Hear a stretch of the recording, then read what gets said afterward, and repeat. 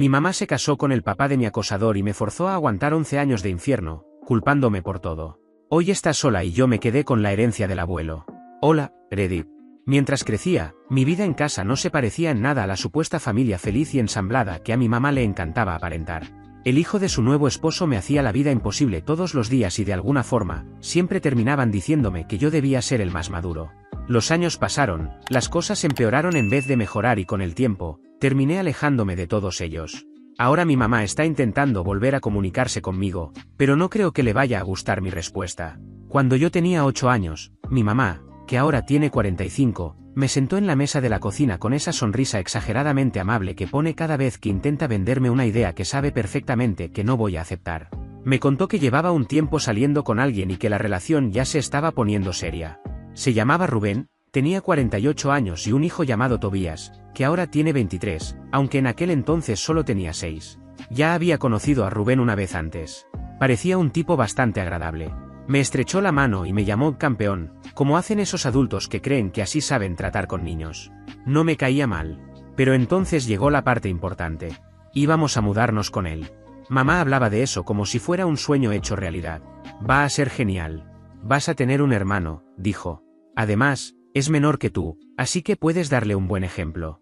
Yo me quedé sentado pensando que nunca había pedido un hermano y que, definitivamente, tampoco había pedido mudarme a la casa de otro niño. Pero no dije nada. Solo pregunté si aquello era obligatorio. Ella frunció el ceño antes de responder. Las familias se apoyan. Esto es lo mejor para todos nosotros. La primera vez que conocí a Tobías fue memorable, y lo digo con todo el sarcasmo posible. Mamá me llevó a cenar a casa de Rubén. Tobías estaba parado en la puerta mirándome como si hubiera ido a robarle la bicicleta.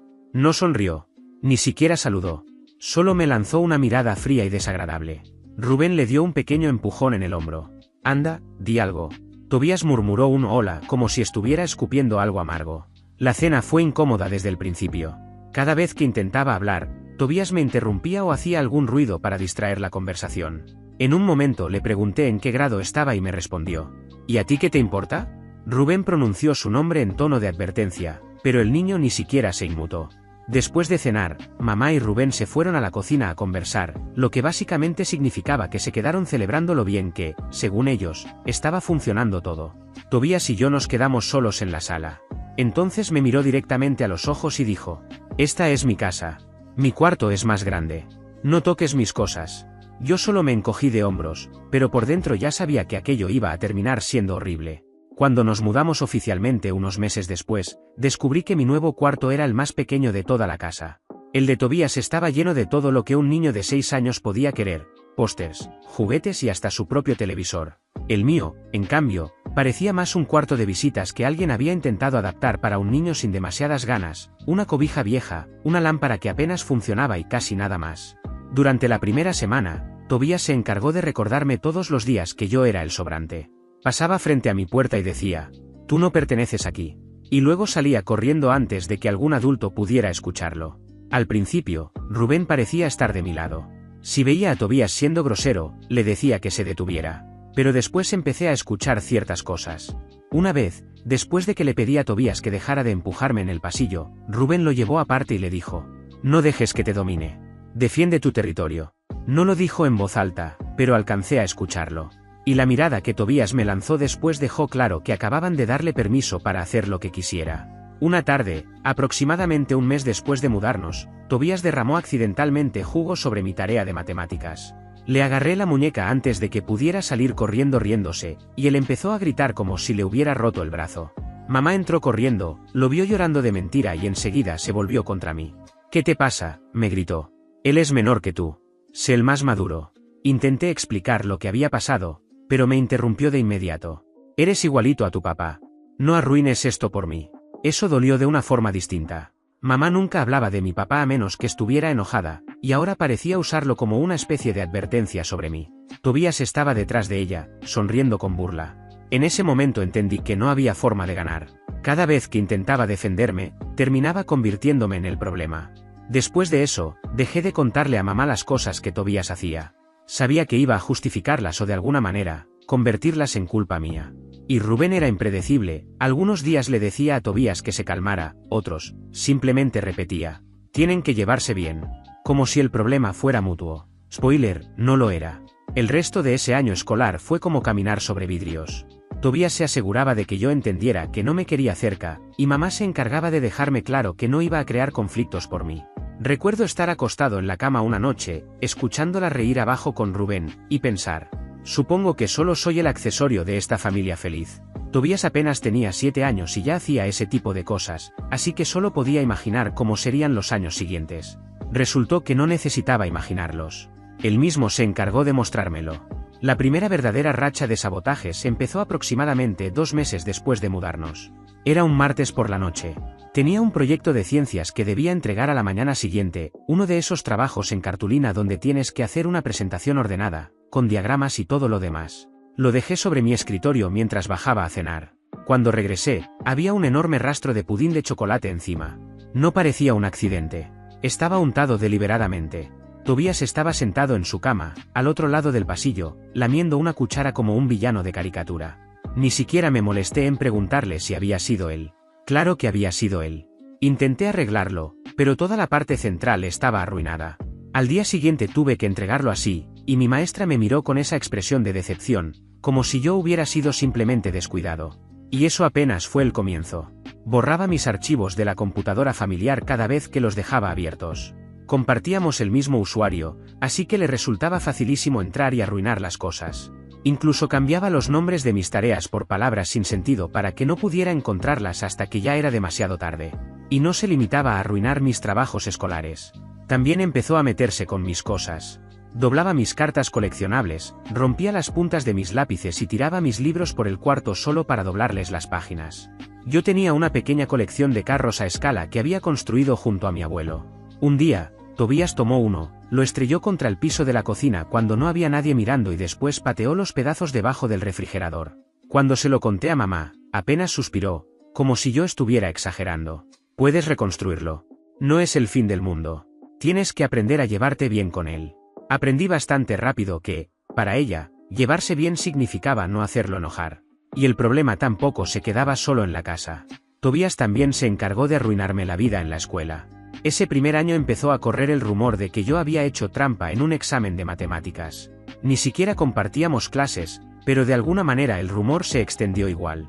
La gente empezaba a cuchichear cuando entraba al comedor, y hasta algunos profesores comenzaron a tratarme diferente, al menos hasta que el director intervino y puso fin al asunto.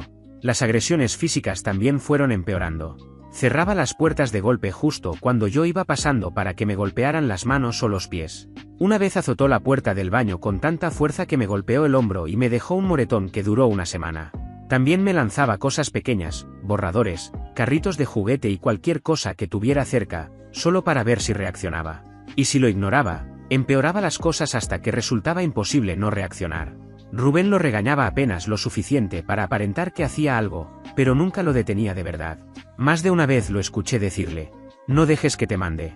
Que, traducido, básicamente significaba: sigue haciendo lo que haces.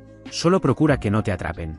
Empecé a quedarme en la biblioteca después de clases solo para poder hacer mis tareas sin preocuparme de que él las arruinara.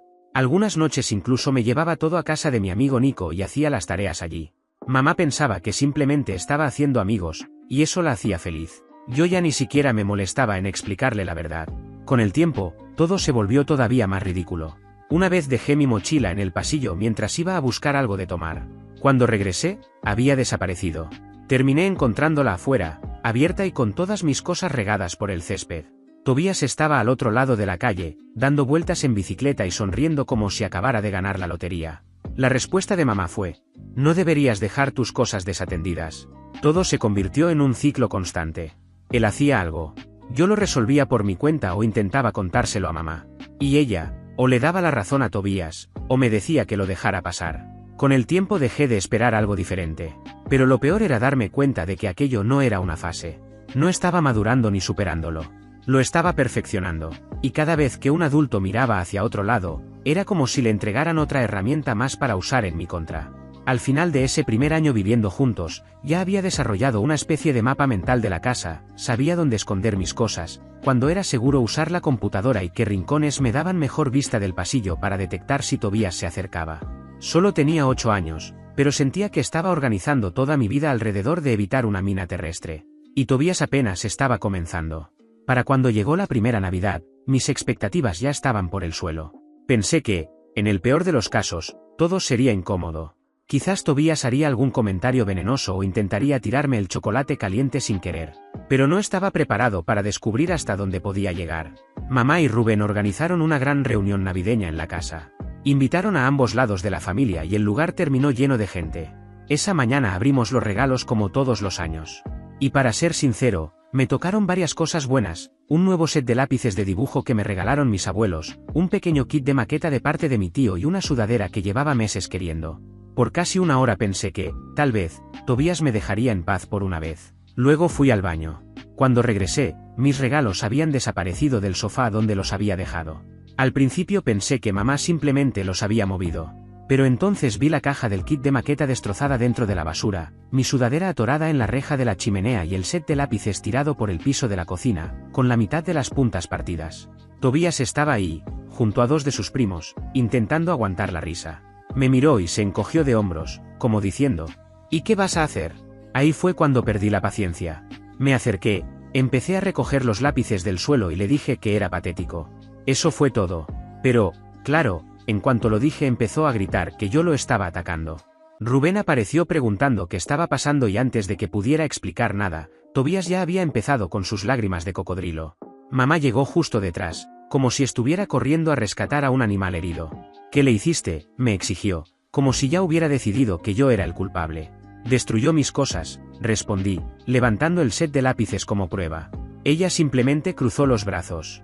Tienes que dejar pasar estas pequeñeces. ¿Es Navidad? No quiero dramas. Le dije que, para mí, aquello no eran pequeñeces. Entonces volvió a decirlo.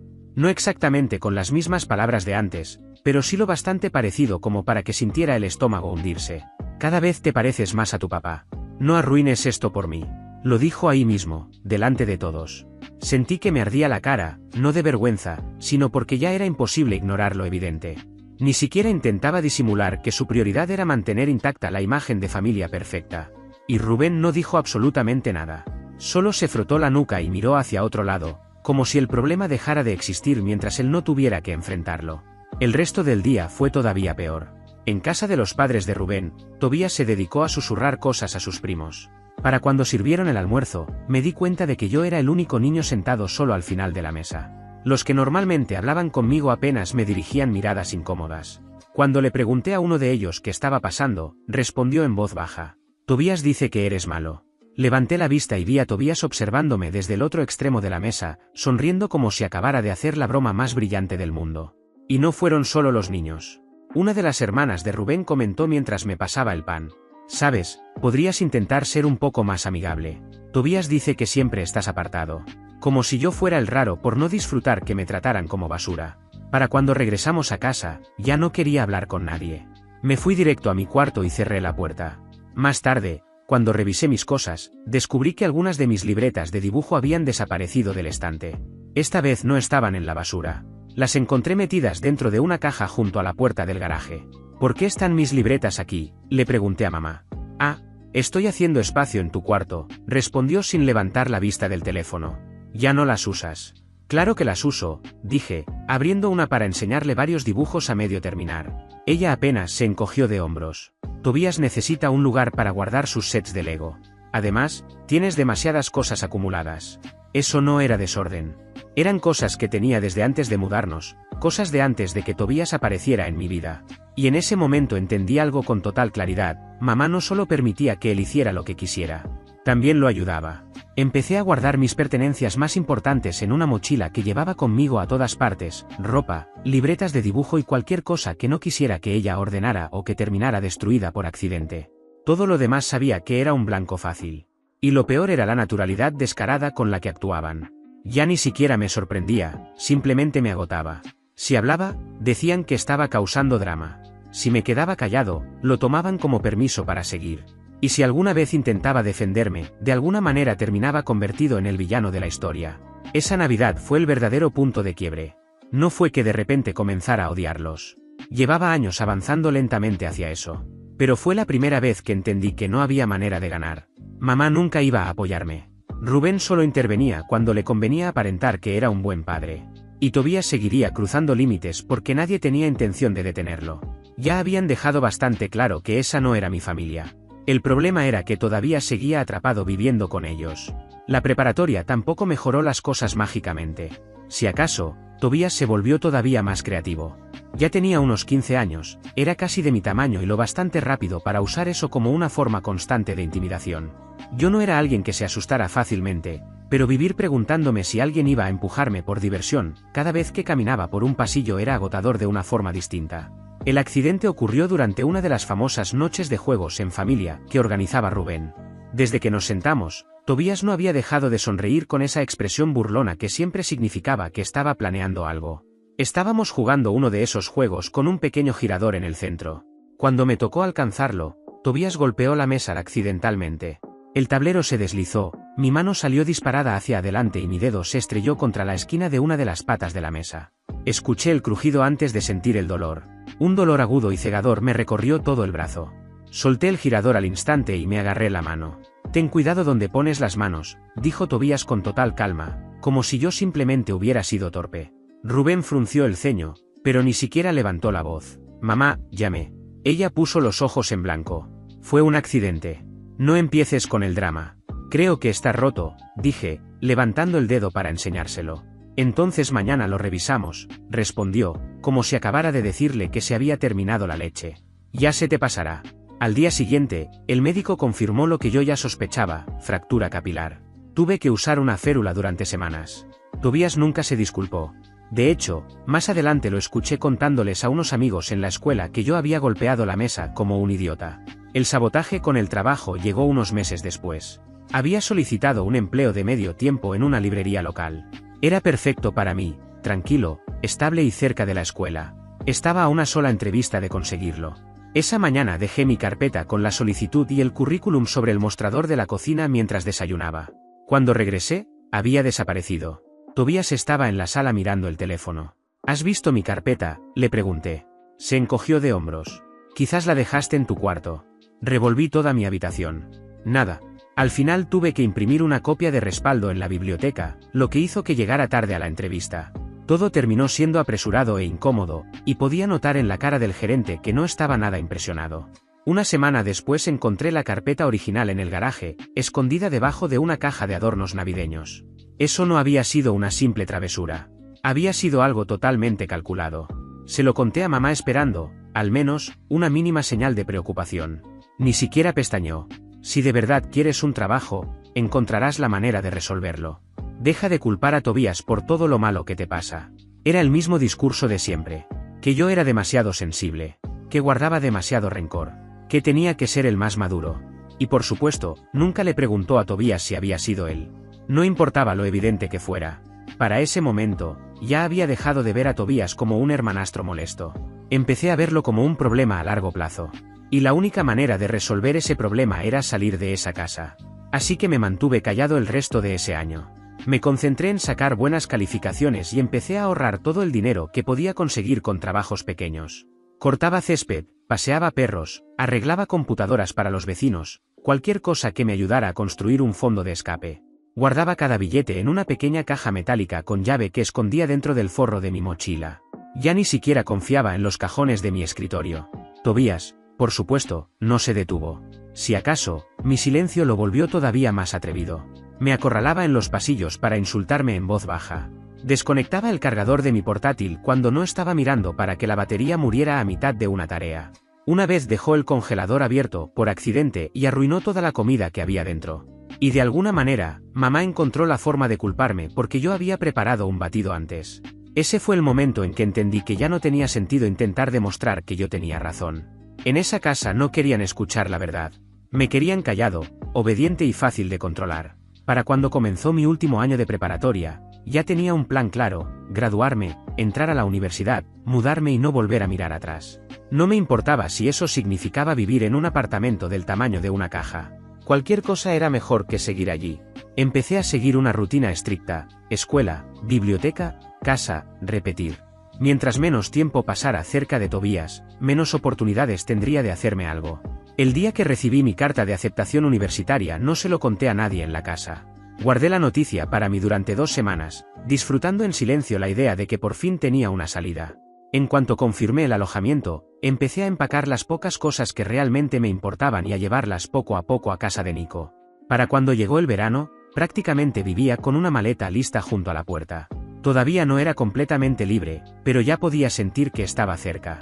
Y al final de ese verano, me fui.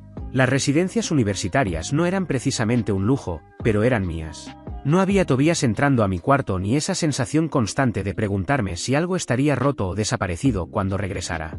Llevaba apenas 3 días instalado cuando sonó el teléfono. Era mamá. Vi que ya no están tus cosas en tu cuarto, dijo, sin molestarse siquiera en saludar. ¿Dónde estás? En la universidad, respondí. Me aceptaron hace unas semanas. Confirmé el alojamiento y me mudé. Hubo un silencio breve antes de que empezara a hablar otra vez. ¿Cómo que te mudaste sin avisarle a nadie? Su voz fue subiendo de tono con cada palabra. ¿Cómo pudiste irte así, sin decir nada? Porque quería hacerlo así, le respondí. Ni siquiera nos dijiste que te habían aceptado. Somos tu familia. Merecíamos saberlo. No intenté discutir. Me aceptaron. Confirmé el alojamiento y me fui, repetí. Ahora voy a concentrarme en hacer mi vida. Eso es todo. Esta vez el silencio duró más. Bueno, haz lo que quieras, dijo finalmente. Y después de eso, colgué. No volví en vacaciones. No aparecí en cumpleaños. Ignoré todas las invitaciones a cenas familiares. Y durante años me mantuve fiel a ese plan. La tranquilidad se convirtió en mi rutina, y así quería mantenerla. Hasta que, años después, Tobías volvió a encontrarme. Todo empezó con una solicitud de mensaje en Facebook. Hola, ha pasado mucho tiempo. Necesito hablar. Me quedé mirándola unos segundos antes de eliminarla. 2 días después apareció afuera de mi edificio. Todavía no sé cómo consiguió mi dirección. Estaba apoyado contra el capó de un sedán destartalado y se veía mucho mayor de lo que alguien de 22 años debería verse. Pero seguía teniendo la misma sonrisa burlona de siempre. Ha pasado tiempo, dijo cuando me acerqué. Ni siquiera fingí interés en conversar. ¿Qué quieres? Solo ponerme al día. Y bueno, también necesito un lugar donde quedarme un tiempo.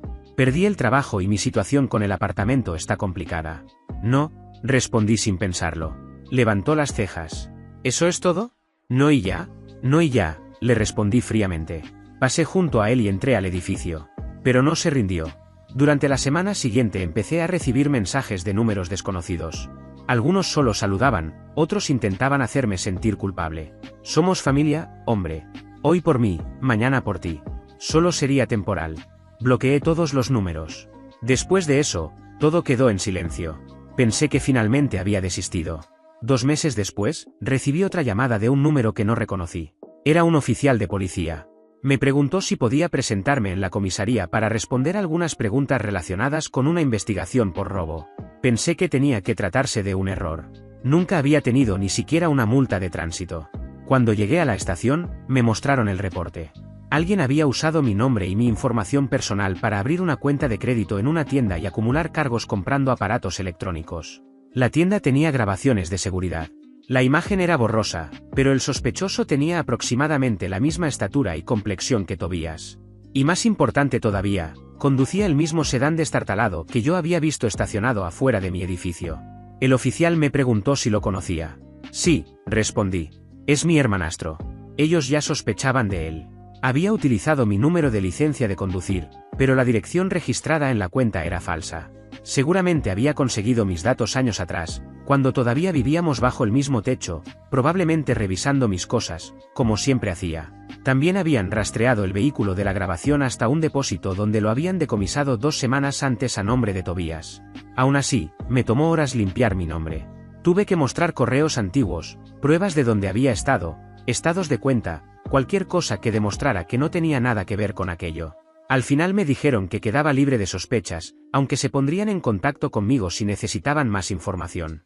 Salí de la comisaría con un nudo en el pecho. No porque tuviera miedo, sino porque sabía exactamente lo que había pasado. Tobías había ido a buscar un lugar gratis donde quedarse. Yo lo rechacé y ahora estaba intentando arrastrarme a su desastre. Esa misma noche llamé a mamá. Contestó al segundo timbre. No pudiste ayudarlo, ¿verdad?, dijo antes de que pudiera hablar. Mira, mamá. No sé qué ha sido de la vida de Tobías durante todo este tiempo, pero sí sé una cosa, intentó inculparme por robo, respondí con total seriedad. La policía lo tiene grabado en cámara. Incluso decomisaron su carro. Tobías jamás haría algo así, me dijo. Claro que sí. Lleva haciendo este tipo de cosas desde que era niño. La única diferencia es que ahora son delitos. Estás exagerando, replicó. Y aunque haya cometido un error, tú deberías ser el más maduro. Es familia. Toda la vida me pidieron que fuera el más maduro. Pues eso se acabó, le respondí. No puedes simplemente borrar a la gente de tu vida para siempre, me dijo. Obsérvame. Y colgué. Unos días después me llamó mi tío. Tu mamá dice que estás haciendo una tormenta en un vaso de agua. Está muy molesta. Tal vez deberías intentar hablar con Tobías. Eso no va a pasar, respondí. Ya no me interesa lo que haga Tobías ni lo que le pase. Después de eso, Tobías no volvió a intentar contactarme. Pero el daño ya estaba hecho. Y no solo por lo que había intentado hacerme, sino porque el primer instinto de mamá había sido defenderlo. No me preguntó si estaba bien. Ni siquiera pareció importarle que mi nombre hubiera quedado vinculado a una investigación criminal. Lo único que parecía preocuparle era que yo me hubiera negado a rescatar a su niño consentido. Ese día decidí que sería la última vez que tendría que lidiar con cualquiera de los dos. Una semana después cambié mi número de teléfono, configuré el reenvío de correo a un apartado postal y me aseguré de que en mi trabajo existieran políticas estrictas para no revelar información personal si alguien llamaba preguntando por mí. Incluso hablé con la seguridad del edificio para que no dejaran entrar a nadie que no estuviera en mi lista autorizada. No hice ningún gran anuncio diciendo que iba a cortar contacto. Simplemente desaparecí de sus vidas. Sin llamadas. Sin visitas. Sin mensajes de solo hablemos. Sabía que, si les daba aunque fuera una pequeña abertura, iban a empujar la puerta hasta arrastrarme otra vez a su caos. Lo último que supe de Tobías fue gracias a un compañero de trabajo que conocía a alguien del mismo depósito donde habían decomisado su carro. Al parecer, lo atraparon robando en una ferretería y pasó un par de semanas en la cárcel del condado antes de salir bajo libertad condicional. No sonreí cuando me enteré. Pero tampoco sentí lástima. Porque esto ya no se trataba solo de él. Se trataba de asegurarme de que esa puerta permaneciera cerrada para siempre. Habían pasado meses desde la última vez que supe algo de cualquiera de ellos, y mi intención era mantenerlo así. Pero un sábado mis abuelos me llamaron para preguntarme si podía ayudarlos a mover unas cajas en el garaje. Sin drama. Sin agendas ocultas. O al menos eso pensé. Llegué cerca del mediodía, agarré una plataforma con ruedas que estaba en una esquina del garaje y empecé a mover viejos cajones de almacenamiento. Unos 20 minutos después escuché el sonido de unas llantas sobre la gravilla. Una SUV blanca entró por el camino. Sentí el estómago tensarse apenas vi a mamá bajarse del vehículo. Tobías salió del asiento del pasajero con unas gafas de sol y las manos en los bolsillos, como si estuviera llegando a un evento VIP. Mira quién está aquí, dijo mamá con una sonrisa, como si acabara de encontrarse con una vieja amiga. No sabía que esto era una reunión familiar, respondí sin dejar de mover las cajas. Ay, no seas dramático. Solo andábamos por el vecindario. Claro, murmuré mientras colocaba otra caja sobre la pila. Tobías se acercó y se apoyó contra la puerta del garaje. ¿Todavía guardas rencor? No respondí. Supongo que hay gente que nunca madura, añadió con una sonrisa burlona. Seguí moviendo cajas hasta que volvió a hablar, esta vez levantando un poco más la voz. ¿Y todo ese asunto del robo? Fue un malentendido. Exageraste muchísimo, hombre. Eso hizo que me detuviera. Dejé la caja en el suelo y me giré para mirarlo directamente. ¿Malentendido? Usaste mi nombre y mi número de identificación para robar en una tienda. Tobías se encogió de hombros. Bueno, eso es supuestamente, respondió con una sonrisa burlona. La abuela salió de la cocina mientras se secaba las manos con un paño. ¿Qué está pasando aquí afuera? Nada, respondió mamá rápidamente. Solo nos estamos poniendo al día. No, esto sí es algo importante, dije levantando la voz antes de que pudiera minimizarlo. Tu hijastro intentó inculparme por un robo y tú lo defendiste, igual que lo has defendido cada vez que ha hecho algo. El rostro de mamá se tensó al instante. Este no es el lugar para hablar de eso. No, este es exactamente el lugar, le respondí. Señalé a Tobías. Los regalos de Navidad destrozados, los proyectos de ciencias arruinados, los rumores falsos en la escuela, todo fue él. Mi solicitud para el trabajo en la librería la escondió en el garaje para que llegara tarde a la entrevista. El dedo roto durante aquella noche de juegos no fue ningún accidente. Y cuando todo lo demás dejó de funcionar, intentó hacerme pasar por un criminal. Tobías soltó una risa baja. ¿Llevas una lista o qué? No, llevo pruebas. Saqué una carpeta pequeña de mi mochila. La había llevado por otra razón, pero en ese momento encajaba perfectamente. La abrí y levanté varias hojas impresas, capturas del reporte policial, el registro del depósito con el nombre de Tobías y una imagen de la cámara de seguridad donde se veía claramente su carro. Lo miré directamente a los ojos antes de hablar. Quiero que entiendas exactamente lo que tienes delante. Ese es tu carro. Ese es tu nombre. Ese eres tú en cámara, comprando con una cuenta abierta a mi nombre. Con esto en mis manos, una sola llamada es suficiente. No a la tienda. A la fiscalía. Y esta vez no habría ningún malentendido que aclarar, ningún supuestamente, ninguna historia alternativa que contar. Irías directo a una celda, y no saldrías en 2 semanas como la última vez. Hice una pausa para dejar que eso aterrizara. Así que puedes seguir sonriendo si quieres. Pero ya sabes lo que tengo. Y yo sé perfectamente lo que puedo hacer con ello. La sonrisa burlona de Tobías desapareció por completo esta vez. No volvió a aparecer. El abuelo se acercó para mirar mejor. La abuela entrecerró los ojos mientras observaba a Tobías. ¿Eso es verdad?, preguntó. Tobías abrió la boca, la cerró y después murmuró. Esa no es toda la historia. Es la única parte que importa, respondí. Mamá dio un paso al frente y me agarró del brazo. Estás intentando avergonzarme frente a mis padres. No, me estoy asegurando de que todos sepan lo que llevas más de una década encubriendo, le dije. Ella me soltó bruscamente. Estás actuando igualito a tu papá. Siempre buscando pelea. Siempre haciéndote la víctima. Y tú estás actuando igual que siempre, poniendo tu imagen por encima de tu propio hijo, le respondí. El silencio que vino después fue cortante. El abuelo nos observó a ambos, pero nadie se movió. Finalmente, Tobías rompió el silencio con una risa baja. Vaya, de verdad que no has cambiado. Tú tampoco, respondí. Y por eso esto termina aquí. No quiero llamadas. No quiero visitas. Y si algún día me los cruzo en una tienda, me daré la vuelta y seguiré caminando. Están bloqueados permanentemente. El rostro de mamá se puso rojo de ira. No puedes simplemente sacarnos de tu vida. Pues mírame hacerlo. Tomé mis llaves del banco de trabajo y pasé junto a ellos. La abuela me llamó por mi nombre, pero seguí caminando. Sentía la mirada de mamá clavada en mi espalda y la sonrisa burlona de Tobías grabada en mi visión periférica, pero no volteé. Cuando me subí al carro, escuché la voz de mamá quebrarse con ese tono agudo que usaba cuando estaba perdiendo el control. Estás destruyendo esta familia. Desde el asiento del conductor respondí. Esta familia ya estaba destruida. Yo solo dejé de vivir dentro de ella. Después cerré la puerta y me fui. Esa noche, mi teléfono vibró con un mensaje de mi tío. Escuché que hubo un enfrentamiento en casa de la abuela. De camino a casa, Tobías terminó explotándole a tu mamá.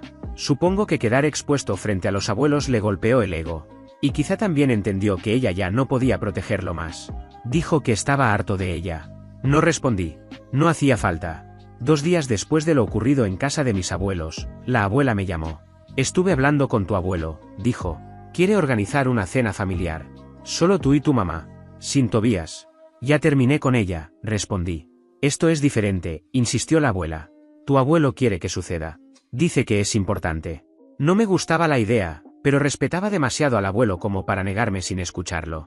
Él no era el tipo de persona que arrastraba a otros al drama sin una razón seria. La cena fue en su casa. Solo estábamos nosotros 3. Desde el momento en que entré sentí la tensión en el ambiente. Mamá estaba sentada a la mesa intentando aparentar calma, aunque se veía claramente nerviosa. El abuelo ocupaba la cabecera, apoyado sobre su bastón y observándonos con esa mirada firme que siempre imponía silencio. Antes incluso de que sirvieran la comida, habló. Quiero preguntarte algo directamente. Mamá levantó la vista. Todo lo que tu hijo dijo el otro día aquí, lo de las pertenencias destruidas, el dedo roto, el sabotaje en el trabajo y la falsa acusación, ¿es verdad? Ella soltó una risa forzada. Papá, no puedes creer todo eso. Él siempre ha sido dramático. Responde la pregunta. El abuelo la interrumpió de inmediato.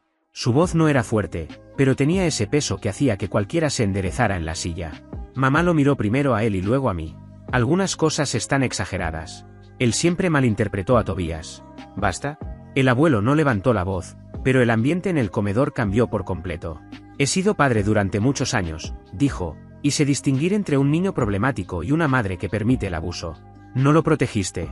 Pasaste más de una década repitiéndole que debía ser el más maduro mientras dejabas que ese muchacho le hiciera la vida imposible. Y ahora, ya de adultos, Tobías intenta cometer un delito usando su nombre, y tú todavía lo defiendes. Hizo una breve pausa antes de continuar. Es inaceptable. La mandíbula de mamá se tensó. Es más complicado que eso. No, la interrumpió el abuelo inclinándose hacia adelante. Es bastante simple. Fallaste como madre. Ella se recostó lentamente en la silla, con los labios apretados en una línea rígida. Ya tomé una decisión, continuó el abuelo. Voy a sacarte del testamento. Tu parte será para mi nieto. Me señaló con la mano. La herencia de mis abuelos no era una fortuna millonaria, pero tampoco era poca cosa. Durante décadas habían conservado 2 propiedades con buenos terrenos, además de un fondo de ahorros construido con el esfuerzo de toda una vida.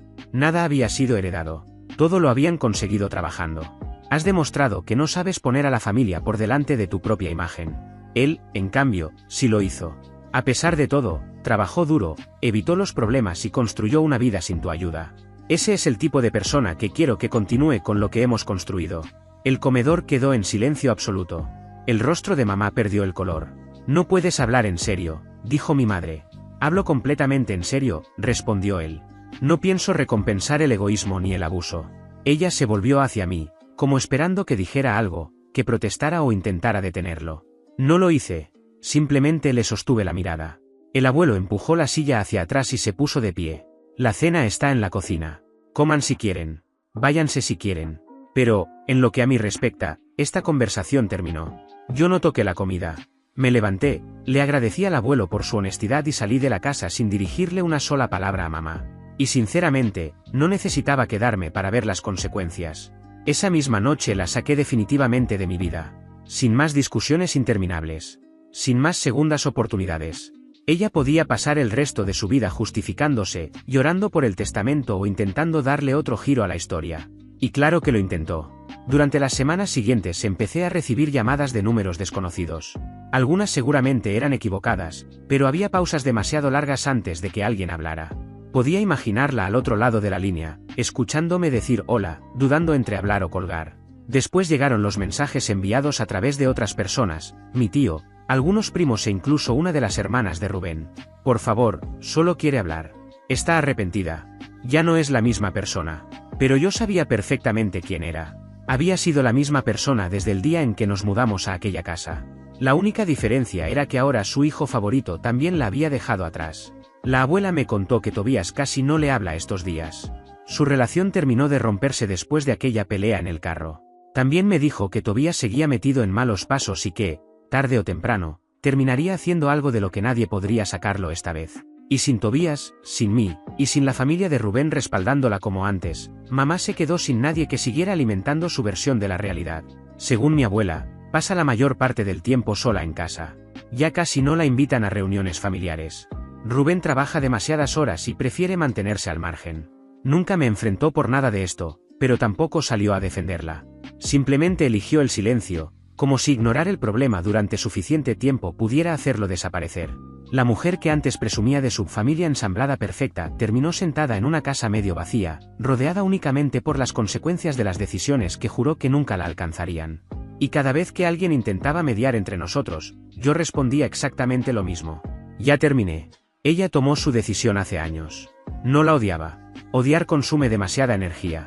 Simplemente ya no estaba dispuesto a sentarme frente a ella para escuchar disculpas a medias, verla repartir culpas o intentar reescribir la historia una vez más. Tampoco iba a permitir que entrara en mi futuro para arrastrar viejas heridas a lugares nuevos. Podía llamar, podía suplicar, podía mandar cartas. Nada iba a tener respuesta. Las palabras del abuelo aquella noche se me quedaron grabadas en la cabeza. No voy a recompensar el egoísmo ni el abuso. Por primera vez en toda mi vida, alguien se lo dijo directamente a la cara. Sin suavizarlo. Sin buscar excusas. Y yo no necesitaba añadir nada más. Así que dejé que el silencio hiciera el resto. Mamá está sola ahora, pero no por mala suerte ni por un malentendido. Está sola porque construyó una vida donde el bienestar de los demás siempre estuvo por debajo de la imagen que quería proyectar. Y cuando esa imagen finalmente se hizo pedazos, también se rompieron las personas que permanecían a su lado. No planeo volver a verla. Ni en reuniones familiares. Ni en hospitales. Ni en funerales. Hay puertas que permanecen cerradas porque abrirlas solo deja entrar la misma tormenta de siempre. Y la mía quedó cerrada con llave para siempre. Gracias por ver. Si aún no te has suscrito, por favor hazlo y activa la campana de notificaciones para mantenerte al día con más historias impactantes de la vida real que suceden a tu alrededor.